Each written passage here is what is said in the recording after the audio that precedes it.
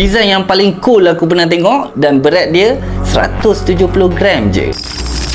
X-Rider model XR200L keluaran daripada Expert Graphite, satu jenama yang dipercayai dan berkualiti. Reel ni left hander je yang ada. Walaupun kecil tapi high speed gear ratio dan knob dia kecil je geng. Material daripada aluminium alloy. Ada 10 magnetic brake dalam ni dan korang boleh adjust kat sini.